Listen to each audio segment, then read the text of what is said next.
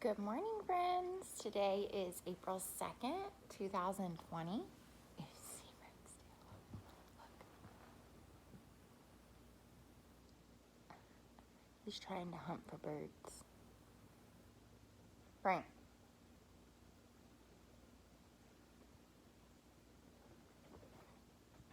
Nothing will stop him. Today's, the weather outside is my windows are kind of fogged, but it's already sunny and it's going to be nice today. I'm pretty sure it's going to be even warmer than yesterday. So, you can do all those things you told me about yesterday that you've been doing outside. Today's question of the day is, what is something you want to get better at? Something I want to get better at, Miss Deming has told you guys that she works on running her mile faster and faster, so that's something I'm always trying to get better at. It could be anything like drawing something you really want to draw, maybe a Lego set you want to finish, things like that. The story today is different finally. It's a tree is nice, and the question is, what do you think is nice about a tree? So I'll send that story over. And we've been talking about trees a lot, so I'm sure you guys all can think of something that you like about trees already. Okay, so today we have two more chapters left in Junie B. Jones, Hawaii. I think this chapter, is called Clicking. And remember, she was on that nature hike that she did not like. So let's see.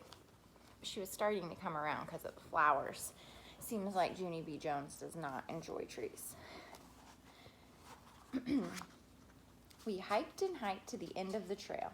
Then Donald gave us granola bars. Plus, also, we drank Gatorade. Donald liked my flower head. You look like a walking lua blossom, he said. I did a frown at that word. A lehua? What I said. A lua blossom. The flowers in your hair are red lua blossoms, he explained. Lua blossoms are a favorite food source for a little red bird called an apapang. I stared at that man for a real long time. You have way too much information in your head, Don, I said. Donald laughed real loud. Then I laughed too, only it wasn't actually a joke. After we rested, we started hiking back to the bus.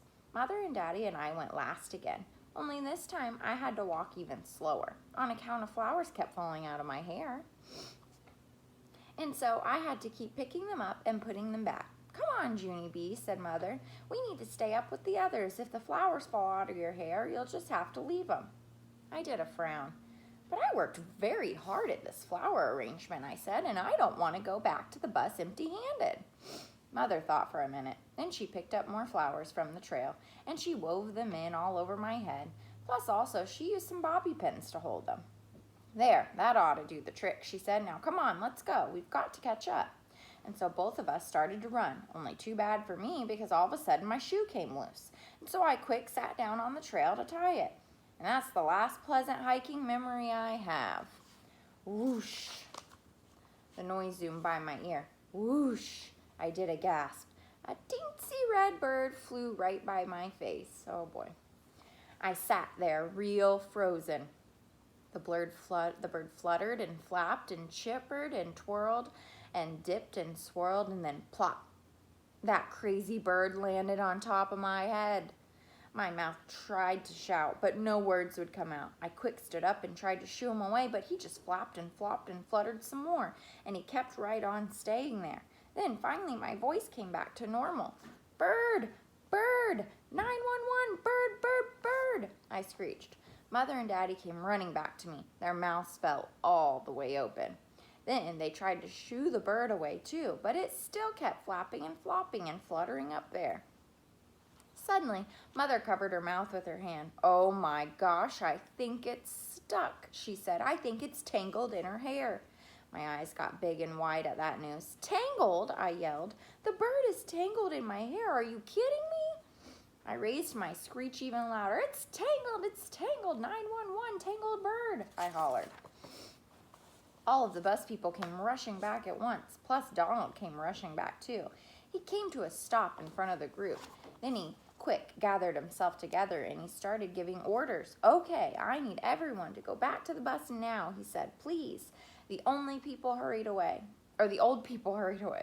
Then Donald turned to Mother and Daddy and he made his voice very calming.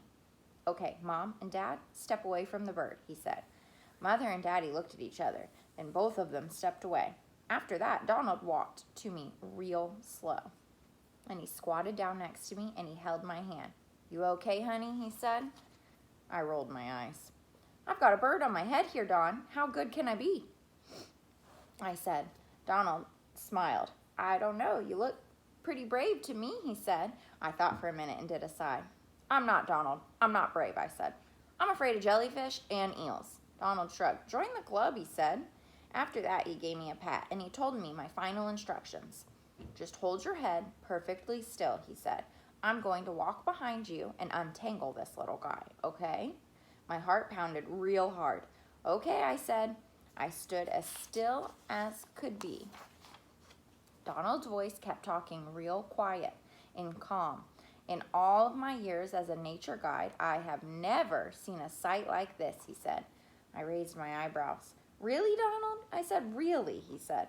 I wish I had a picture of this. A picture of this would be 1 in a million. That's when it hit me. I did a gasp. Donald, I have a camera, I said. I pointed to my backpack lying on the trail. It's right there. Mother covered her mouth. Oh my gosh, I completely forgot about that, she said. Then she bent down real slow and she got the camera from my backpack and click, click. She took a picture. I kept on staying still.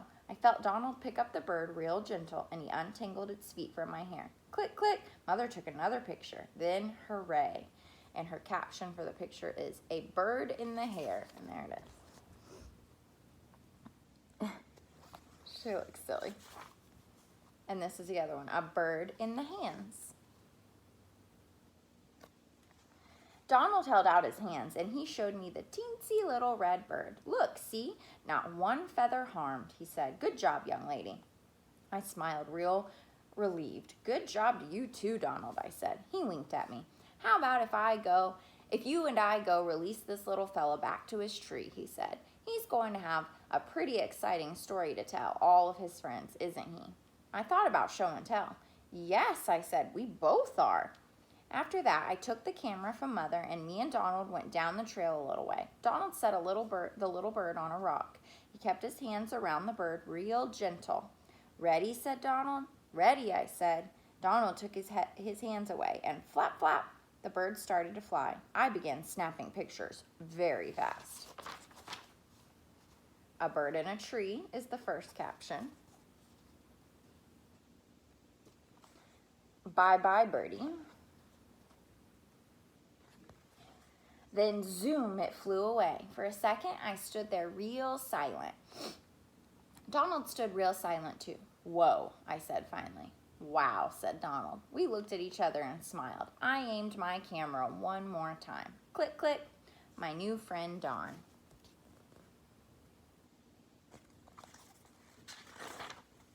All right, so tomorrow we'll read the last chapter, and she's writing in her journal again, and it's called Aloha, and she's going to show us her whole photo journal too.